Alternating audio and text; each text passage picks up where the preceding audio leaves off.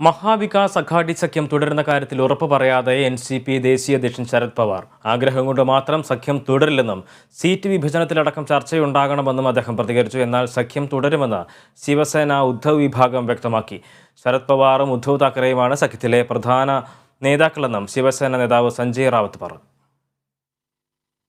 മഹാരാഷ്ട്ര എൻ.സി.പിയിൽ വിമത നീക്കമെന്ന അഭ്യൂഹത്തിനിടെയാണ് മഹാവികാസ് അഘാടി സഖ്യം തുടരുന്നതിലെ ശരത് പവാറിന്റെ പ്രതികരണം. ആഗ്രഹം കൊണ്ട് മാത്രം സഖ്യം തുടരാനാകില്ലെന്ന് ശരത് പവാർ പറഞ്ഞു. സീറ്റ് വിഭജനത്തിലടക്കം ചർച്ച നടന്നിട്ടില്ല.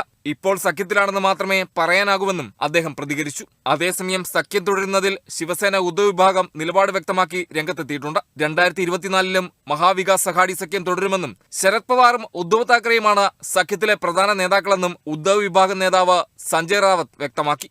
സഖ്യത്തിന് തയ്യാറുള്ളവരെ ഒപ്പം നിർത്തി മുന്നോട്ടു പോകുമെന്ന് കോൺഗ്രസും പ്രതികരിച്ചു. 2019-ൽ മഹാരാഷ്ട്രയിൽ സർക്കാർ രൂപീകരിക്കാൻ ശിവസേനയും എൻ.സി.പിയും കോൺഗ്രസും കൈകോർത്തതിന് പിന്നാലെയാണ് മഹാവികാസ് അഘാടി സഖ്യം രൂപപ്പെടുന്നത്. കുറച്ചുനാളായി എൻ.സി.പി നേതാക്കൾ നടത്തിയ ബി.ജെ.പി അനുകൂല പ്രതികരണങ്ങൾ സഖ്യകക്ഷികൾക്കിടയിൽ അതൃപ്തിയുണ്ടാകാൻ കാരണമായിട്ടുണ്ട്. അദാനി വിഷയത്തിലെ ജെ.പി.സി അന്വേഷണത്തോടുള്ള നിലപാടും പ്രധാനമന്ത്രിയുടെ വിദ്യാഭ്യാസ യോഗ്യതയെക്കുറിച്ച് അജിത് പവാർ നടത്തിയ പ്രതികരണവും നേതാക്കൾക്കിടയിൽ അതൃപ്തിക്ക് കാരണമായെന്നാണ് റിപ്പോർട്ട്.